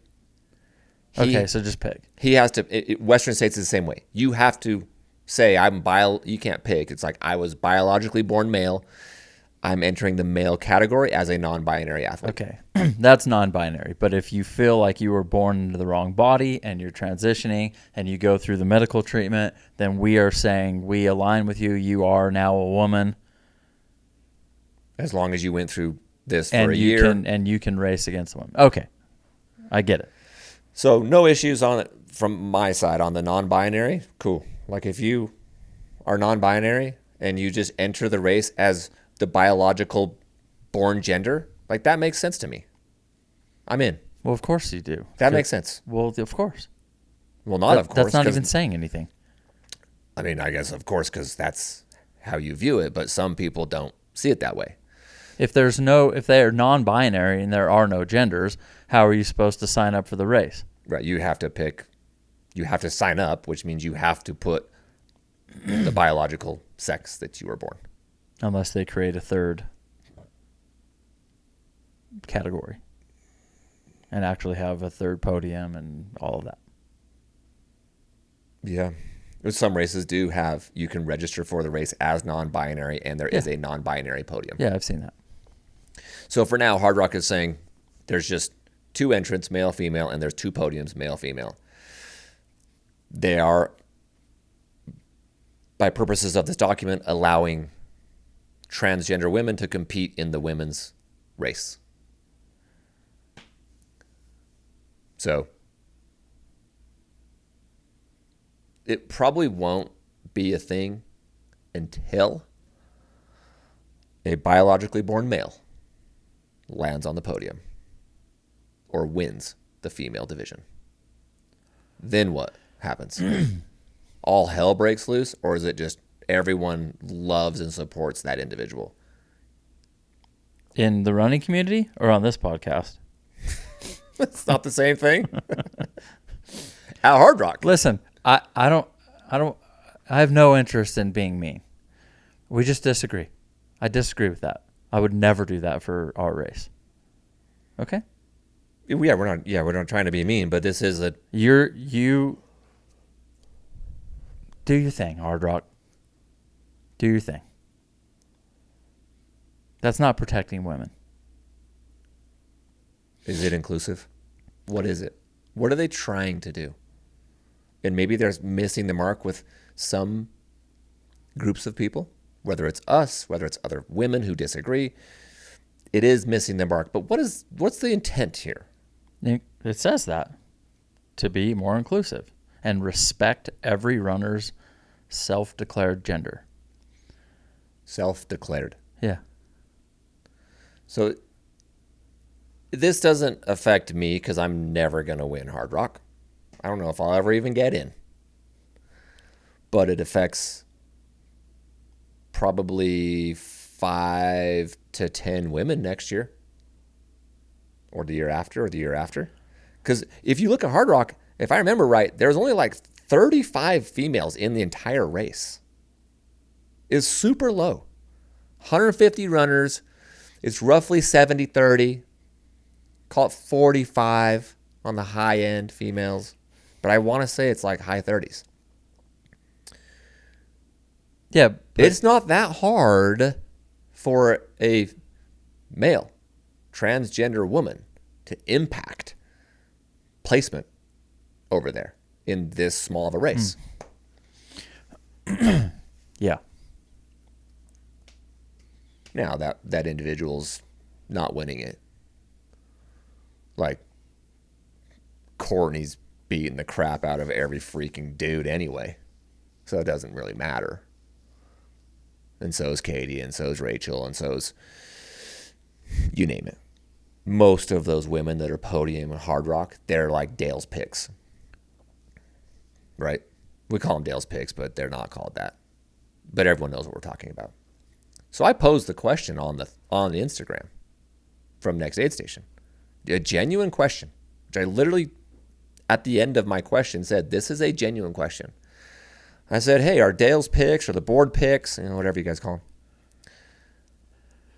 are you guys going to pick transgender men or transgender women or non-binary? Or is it still just going to be the 3 and the 3? And they replied, and they were super cool. They're like, no, it doesn't change anything. We're still just, it doesn't change anything to do with, and I know they don't call them Dale's picks. I'm just blanking what they call it, but they're not changing that process at all. But then people were like piling in because I posed a very genuine question. Well, they don't believe it's genuine. What are you going to do? Make fun of these people and those people? Like, we don't. It's a genuine question, dude. I want to know the full policy and process for Hardrock. Like, I'm interested in that. It was eye-opening to just see the claws come out. Like, geez, dude. Okay, well, I can't even ask a question. They have it a little easy over here. It's easy to pretend like you're doing the right thing when you know or you fully believe that nobody's going to come over and actually win and cause an issue. With the WNBA, you got a real problem. So it's easy to sit back and be like, oh, yeah, we're understanding, we're inclusive. But if you were in the exact same position as the WNBA and you got NBA players signing up, it's cornering you in a way that Hardrock's not cornered. Because there's not a real threat that dude is going to beat these women. Yeah, well, transgender woman is not going to be a. If all of a sudden you had like real top level. Yeah, Ben Demon decides he's going to start going through this process. Yeah, I mean, maybe this is not even the same world as the WNBA. Like, this is one race in Colorado. But so maybe they would stand behind it, but it does feel a little light compared to what's going on with the WNBA. I think that's valid because women are beating biological women are beating biological men every day at every race, all the time. Yeah. I'm not saying they're winning first overall, but I mean, I get beat by females every time I toe the line. Like, they're better than me. They're faster. They climb stronger. They beat me. Like, cool. That's awesome. I love running with those women. I spend the majority of my races with the podium women. Like, that's who I run with. So it's your point. Like, the impact is not nearly as big here. I'm not saying I agree with it. I don't want transgender women racing against women. I'm not saying I don't want you in the race. Sign up for the race. Come run the race. Transgender females, transgender women, that's fine. That's awesome. Come run DC Peaks. But you were not born a female. You should not be entering the female category. But then that begs the question, well, then should they enter the men's? Because they've been going under this treatment for a year, full of hormones and whatever. Are they still a male? Yep. Sure are. It's not fair to women's sports to be like, oh, no, that's a transitioned woman. They can say it over and over again as loud as they want. It's not going to make it true. That's a dude. You are a dude. I understand. You want to respect them. They're a human being. They have feelings. But something's wrong. If you're a guy or a girl and you think that you should be the other gender, something's wrong. There's a misfire. Yep. Love you. Yeah. How can I help you? Yeah. I'm in. I love you. I don't want any harm upon you or anyone. No, of course not. But so what is the right move? They enter as their biological gender. Yes. That's the only answer. Mm-hmm. If you want to protect women in sport, that's how you do it. That's right. Let biological women compete against biological women, which is honestly what's really cool about running is you can just enter and go run against everyone. You compete against everyone in every race. It's really cool about our sport. It doesn't matter what gender you are or how you identify. Why everyone can just enter, and a lot of the arguments online were like, sweet, why don't we just make one podium? So one podium. Why we gotta get all fancy? Everyone enter. That's the most inclusive thing ever. I don't like that either. Right. Because it's very rare that you have a Rachel Endricken that comes in and just wins the overall. Physically, generally speaking, men are stronger physically, probably not emotionally. We're weaker in a lot of other areas. In a lot of ways.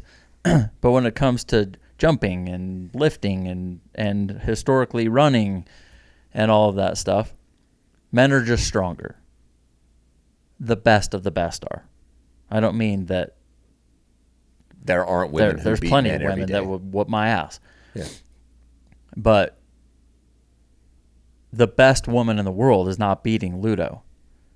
So the best woman in the world, I want them to stand on the podium as the winner. I want Courtney to stand on Hardrock. I want them to be the it. record holder, and I want them to get all the sponsorships. And I don't like that. I don't want her to be like, oh, this guy did it in 20 hours or 19 hours, and she did it in 25. No, dude, she won. So this is nice and friendly and cozy until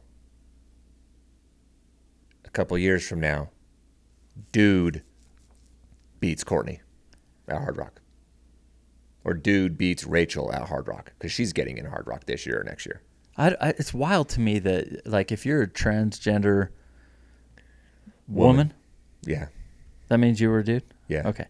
If you're a transgender woman and you win, how awkward is this? Do you feel you're good to just get up there and be like, woo, sup? I don't know. I can't put myself in that headspace. I don't.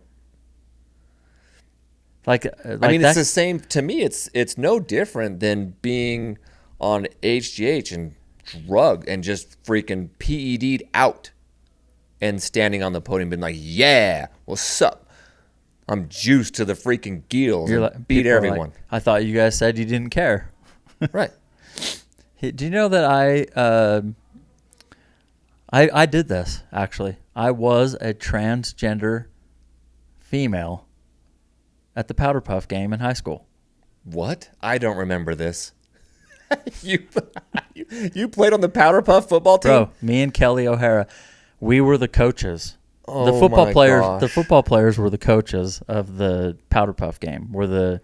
Explain to some of the listeners. So that don't know. the girls, they get to play in a football game. Like with pads and helmets, No. I think it was, touch or flag or something. yeah.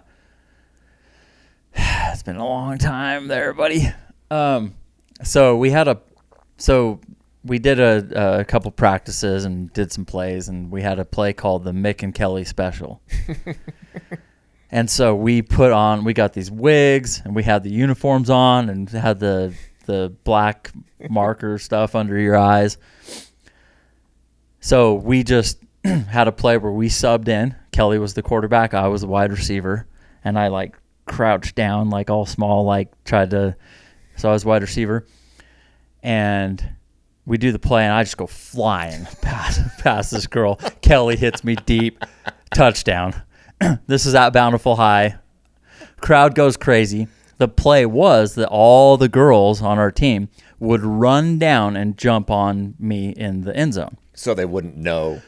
And then I would hand the ball to somebody else. Mm-hmm. There were some people like around the end zone behind, like just watching and cheering and everything. So we did that and scored a touchdown. The girls came and jumped on me. I took the wig off, gave the ball to somebody else, and I just slid out the back of the end zone like I was with these other people that were cheering it on. And our team, we scored on the Mick and Kelly special. Okay. Well, so we were winning. We were going to win the game. And then some mom went crazy, cared enough about the Powder Puff game. It means nothing, but yeah. That she went up and complained to the coordinator, whoever did it. I don't know. The administration people probably. Yeah. And then they did a review, reversed our touchdown. I don't remember if we won or lost the game, but Oh my gosh, that's funny. I don't remember that. you had to have been there. I'm sure I was there. But you know why you didn't notice? Because it was almost perfect. We had it. Well, you'd gone under treatments for the previous year. So why were they complaining? Yeah, so I was good. Yeah, you'd gone under treatment. And they were going to respect you enough to not ask you for your documents, your identity. Shout out Bountiful. Now they wouldn't keep the name the Braves because that's rude. That's rude. Okay. Well, I don't think we need to go through the rest of the document, but it is. Okay, this is interesting. I'm going to read this bottom part for us. There shall be no basis for or tolerance of any challenge to a runner's self-declared gender, except under the following conditions. Except for these 11 bullet points. Except no one is allowed to question. No basis. Under no basis, we will not tolerate anyone questioning someone's self-declared gender. Do you understand me? Except for any of these. Let me just scroll this open. Except for these 4 bullet points. Is that all it is for? Ah, that's funnier. Challenges are permitted only when the top 3 positions are at stake. So if anything real happens, then we can have a conversation. We were just saying this. Yeah. As long as it's fluffy and nice. As long as transgender woman dude takes 97th, we're cool with it. It's cool. Even though that dude took another female spot in the lottery, that dude took a female spot in the lottery. Dude, this is amazing. So you're going to go through all of this, and we really believe you. We respect you. Oh, You are included. You went through the year? Okay, we are totally down with that. Unless you win, then we think you're full of shit. We got a problem. Whoa, hang on. Not even win. Podium. Hang on now, Hardrock. Challenges are permitted. So someone can challenge that girl, that female, doesn't deserve a podium spot or is challenged. Challenges may only be made by entrants in that year's Hardrock 100. So only someone of the 150 can actually challenge dude on the podium. I like that rule. Challenges may only be made in person or in writing to the run director, and with the utmost discretion and respect for the privacy of all parties involved. What does that mean? No sign language? You have to be kind. No, like no in person or in writing. You can't make a phone call or I guess you could send an email. You can't call or text them or DM them. You can text them and DM them. Writing.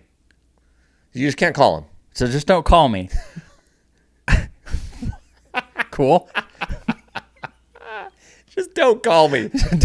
I don't want to talk to you over the phone. If we're going to have a conversation, it's in person only. How did this meeting go to come up with this? Otherwise, write me. Why? Bro, I tried to get on the Hardrock board. They had a spot last year, and I put my name in. Who in the hell would want to be a part of that? Why would they not accept me? I wanted to be a part of this decision-making process. Number 4, challenges must be made before the awards ceremony. Individuals subject to a legitimate challenge made in accordance with this policy will have 10 days to respond, including to provide supporting documentation if required. When is the award ceremony? The race is Friday to Saturday. I think it's Sunday morning. So what you got to write a letter and hope it hurries over there? Well, you got to be in the race, so you're already there. Yeah, but in writing. Or in person. But I got to hand you the letter? Or in person. That is in person. Hey, I can't mail it to you in that time. You don't accept. Email. So an email. They want an email or come talk to me. Just don't call me. Before the Sunday award ceremony. But you have to be one of the 150 entrants in that I was really year's stuck on Hardrock. a letter. That was going to be way more funny. Yeah, you're like, I got to send a letter to Silverton? How quick can I airmail this letter to Silverton? Put it in the hands of Gail. You could DM him on Instagram. You could send him an email, or you could come talk in person. Okay. As long as you were one of the entrants from that year's 100. What's interesting is they're not going to, like you said, they're not going to make anyone show any documentation. We're not even going to. Just, you declare it. We're accepting. Declare what gender you are. Awesome. Welcome to the race. Whoa. Hold on. Did you just podium? I got 135 letters in my inbox. I'm going to need to see some documentation. And I got a line of people to talk in person over here. And we've only got 15 minutes till the award show.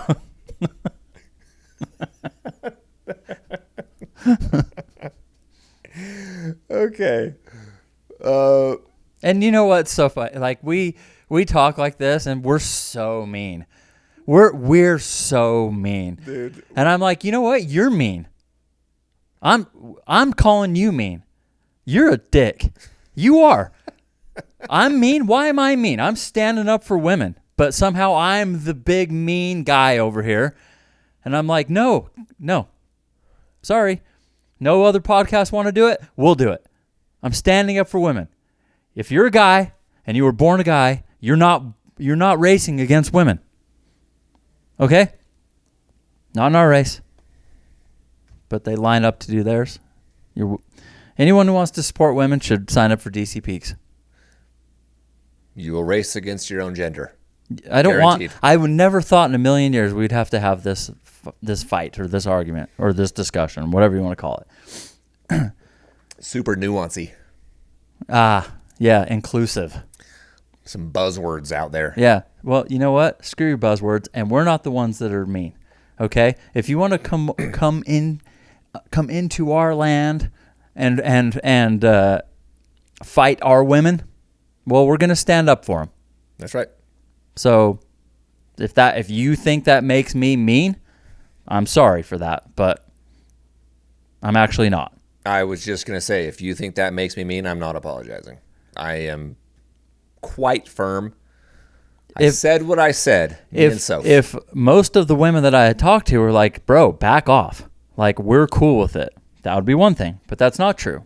They're not like, hey, back off. No, they're not cool. I know they're not in their division. Okay, well then Get out of here. I'm with them. Yeah, the day is gonna come, bro. It's what year are we in? 2026. By 2030, a biological dude is gonna stand on the podium at Hardrock, on the female podium, because they've already been putting in their chips for the last 4 or 5, 6 years. Now they're going to start undergoing treatment, and they're going to toe the line against the females. We're going to have an Ennis Cantor 2030 issue on our hands.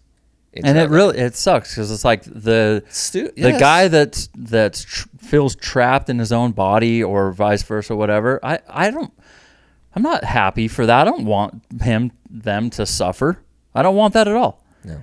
Like you're making us fight back with this crap.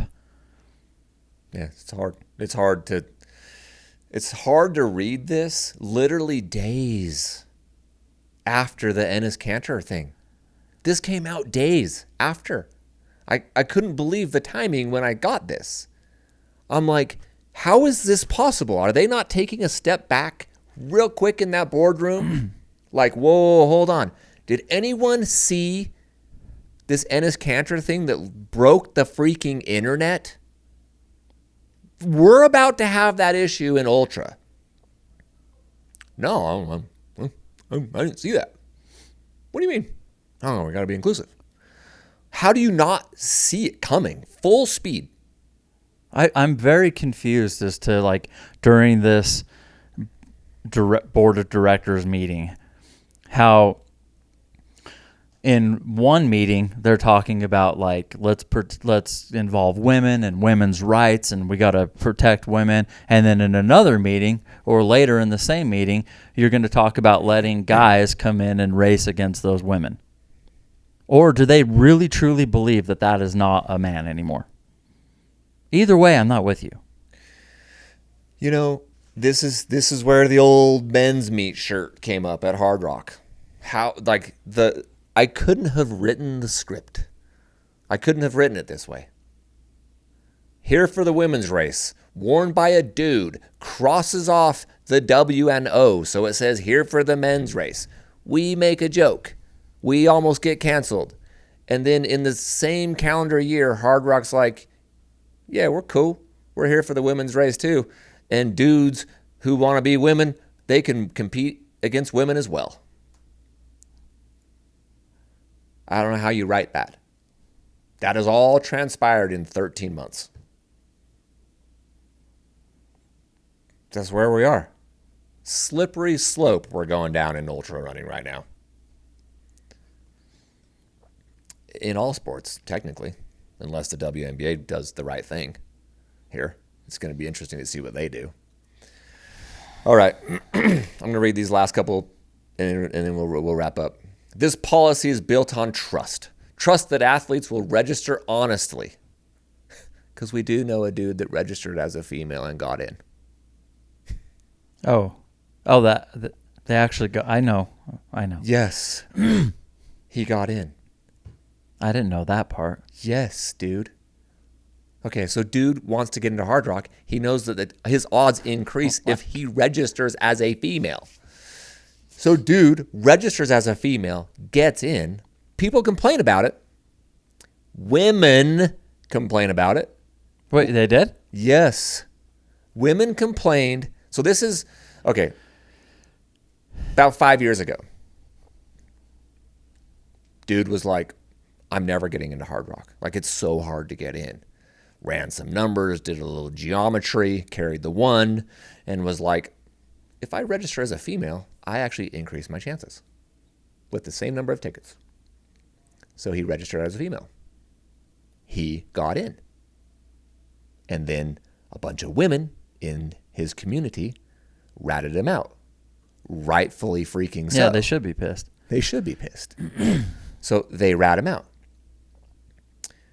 Well, he put them in this position, right? What are they going to do? If all he has to do is say, I identify as a female, their all-inclusivityness was like, I think he got us. Like, how do we challenge that? He says he's a female. We can tell. Totally. So dude got to race as a female. Female, quote. Oh, it happened? Yes. He raced, bro. Full-blown male. No So nothing. How'd the old live stream go? This was before live stream. Oh. It was a couple years before live stream. So I'm sure that story plays a part into this policy. Well, what if they just say they're female? Ah, freak. Remember when that happened, Jim? Yeah, Bob, that sucked. We couldn't say anything. That happened.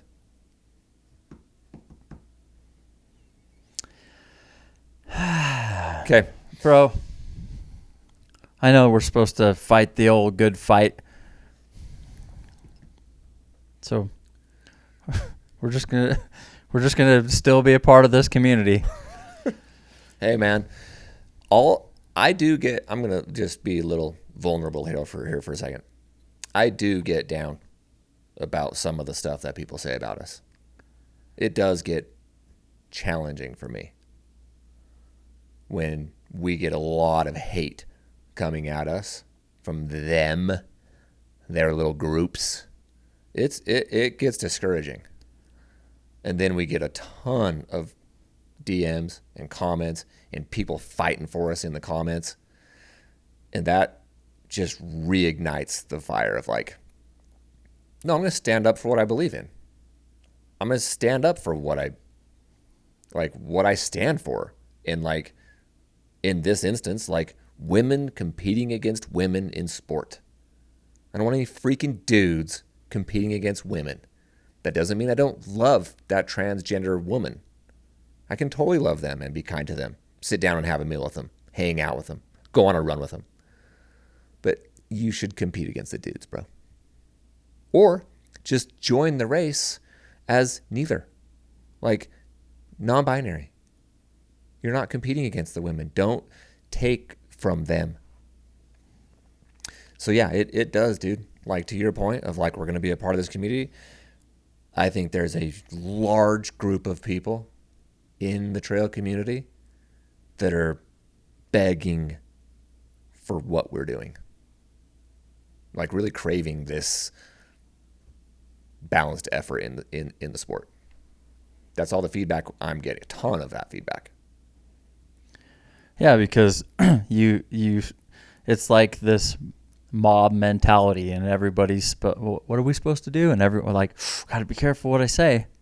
Oh, I can't come on the pod and say that because I don't want to get in trouble. And then that just carries like wildfire. And we were kind of the first ones that are just like, no, eat shit. So of course we're gonna take heat, bro. Yeah. I don't know if we were the first ones, but we were one of them. And you're for sure going to take heat for that. Yeah. You can't even ask a question without getting attacked. Bro, I asked that question in that thread and just claws, hissing cats. Mm-hmm. And I was like, oh, I didn't even reply, dude. I was like, that's crazy. You are literally insane. Like, you're crazy. That a person can't just ask a question. You're just automatically going to pile on like it's coming from a place of like bigotry and you're just a dick. So if it's weighing on you and you know that they're crazy, why are you wasting your time on that? On which? The comment? Yes. Get away from those. Well, no, dude. Like, that's what we do here. Like, I love the sport. I love talking about this stuff. No, I mean, okay. Am I missing your question? I'm not talking. I'm saying get out of the comments if it's weighing on you. I guess I could have DM'd him. What, so I got to be silenced? No, if it's not making you feel good, stop going to the comments. Oh, no. Like, in that instance, I went to the comments to make a genuine commented question that I felt everyone should read. You said, not that instance, you said, with all of the hate and all of that stuff, it weighs on you. It can. Yeah, it can it can weigh on me when it's like, when it feels personal. When it feels like a personal attack to my character. And that's how they feel. They feel that their personal character is being attacked. So we push back on that, and then and then the worst is on social media. Then it turns into a big fight, and nobody actually feels any better at the end of it. Well, throw some buzzwords out there, and I'll feel better. Do better. Impact over intention. That's their little thing right now. Don't care. Impact over intention. Okay, let's talk about that. Impact over intention with this Hardrock thing. What's the impact of what you just did? You just allowed transgender women, dudes, to freaking compete against women. And your intention was to be inclusive and to be kind and let people in and make space for them. That's your intention. But the impact, that's your little freaking phrase. Impact over intention. And now, what's happening? The impact of that, it's not good for women.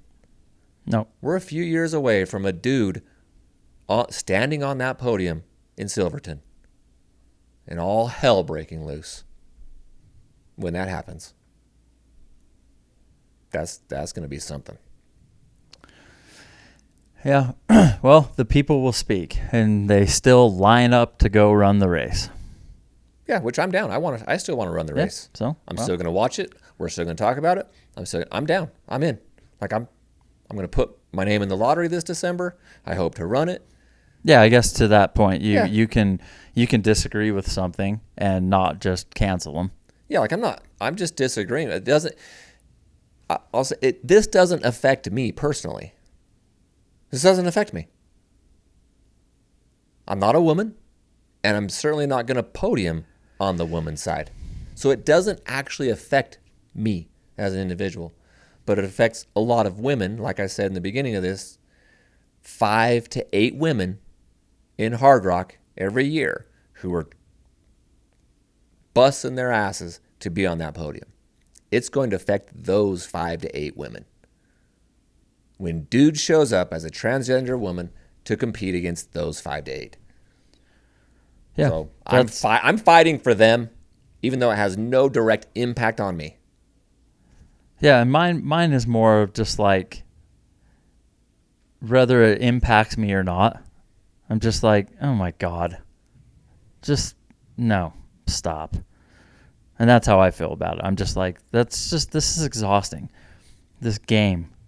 That whole document that they just put out just feels like they're just bouncing all over the place it feels like this wild game that they're playing. And at the end of it all, they're like, but if it doesn't go exactly how we think it will, then you can challenge it. And I'm like, okay, then that's all stupid. Yeah. And if everyone's like, why do you have to, why do you have to do that? Why can't you just let them, because I just disagree with it. That's why. I disagree with it. That's civilly, why. It's the and right also, thing. I'm defending women. So those are the reasons why. That's why. Yeah, from a social, civil perspective, I think there is a large difference between men and women. So I think we should protect that in sports, especially competing. Okay, it's been another episode of the Next Aid Station. Rockstar, thank you. One Solar back at it.